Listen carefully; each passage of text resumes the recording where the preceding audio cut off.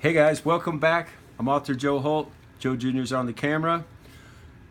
Coin roll hunting. My new favorite passion. I have to tell you, my last bank box of pennies, $25, right? 1890 Indian head penny. I'm not kidding. I find 5 to 6 wheat pennies average in a box of $25 of pennies. I've never found a wheat penny. And it's in very good condition. You can still read Liberty in the headband. You can still see the feather detail.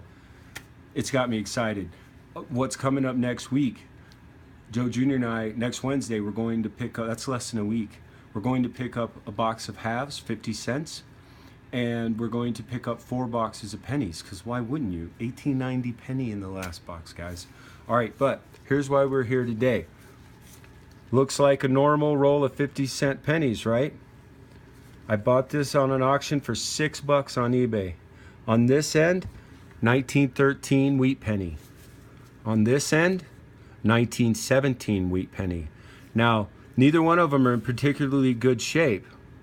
However, it clearly indicates that this is a very early roll. So, let me get my handy dandy coin roll opener. I learned this from another YouTuber. You don't need a fancy coin roll opener, use your wine bottle opener. Now, the thing that's how you want to open these, see how the paper where it's rolled up and it ends there, wraps around, it ends up here? That's where you want to catch it. And you want to be careful that you don't scratch the coin when you're going to put this hook in there. So you just hook right in the edge, you push it through, and you pull up. And you see it opens it up? Now, other side. Now it's not directly across because the paper wraps at an angle. So you find where it went in. Watch that you don't scratch the coin. There you go. That was actually really easy. Now this is really old paper. These are unsearched. So here we go. Here's how you unroll them.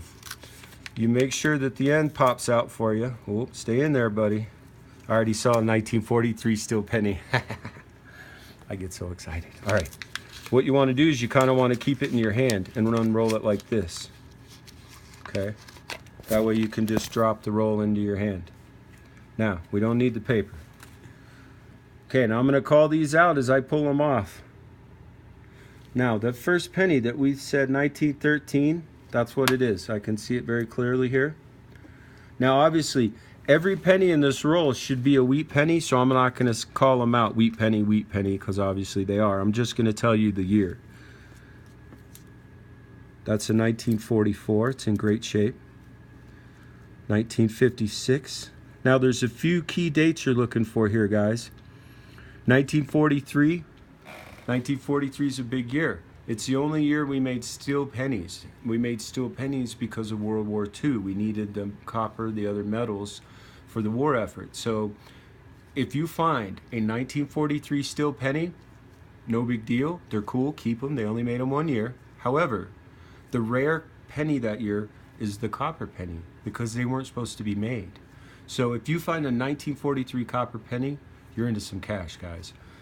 Now, conversely, 1944 is supposed to go back to normal copper pennies, right? Only 1 year. You find it now. There are error coins. A few of those steel planchets made it into the 1944 minting. You find a 1944 steel penny, huge deal, okay? So don't just assume when you find a steel penny, it's a 1943. If it's a 44, call somebody. Well, actually, don't call anybody. Mail it to NGC. Okay, back to the roll. 1957. Man, these are in great shape. All right, let's see what else we got here. We got a 1935, great shape. A 1958, obviously all 19s, right? So I can just say the last two. A 1937, so hard not to say 19. 39, 41. That one's a little roughed up, but 51, 48. Now, obviously, what we're searching for are brilliant pennies. Obviously, not thinking I'm going to find uncirculated, but also that's wheat pennies. Obviously, any Indian head penny would be good. 1919, that's pretty early and in great shape. There you go, 57. That one's pretty hard to read. 29, 44. Now another wheat penny you want to look for is the 1955 penny. It's one of the more famous double die errors.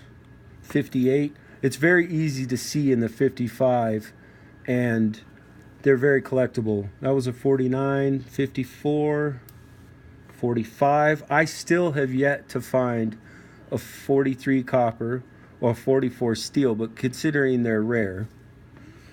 Let's see, there's a 38, 45. By the way, if anybody wants to buy about 500 wheat pennies, you just send me a message below. Well, I'll put it up on eBay. 47, 56, 26. Let's see, what do we got? 56. I'm running out of room. There's the wheat pennies from the last video. We still didn't have the heart to take them off the board. They're just too pretty to look at. 1918. Let's see, 42.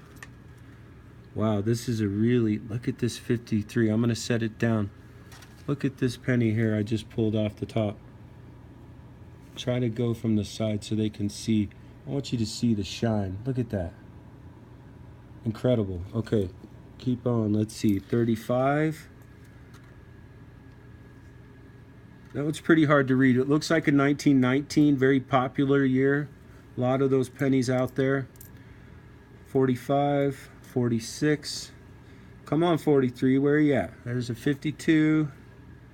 I know there's one in here, I can feel it. 53, 44, 56. That's pretty worn. 20, 1920, not a year I see a lot. 51, 53. Okay, let's get this out of here. No, what is this? 36, in great shape. That's always fun to find. 34. What else? 1951. 1930. That's a really great looking penny. 44. This one's got interesting tonal qualities. 1946. Some folks like to collect tonal coins, so if you find one with the